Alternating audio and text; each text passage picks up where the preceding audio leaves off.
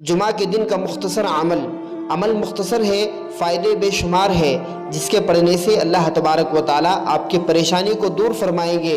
और हर हाजत पूरी फरमाएंगे। इस अमल को करने के बाद जो दुआ अल्लाह से आप मांगोगे वो ज़रूर कबूल होगी। इस अमल को करने का तरीका ये है कि जुमा के दिन असर की नमाज के बाद 3 मरतबा दरूद इब्राहिमी पढ़ना है, फिर 100 मरतबा या रहमानु पढ़ना है, फिर 3 मरतबा आखिर में दरूद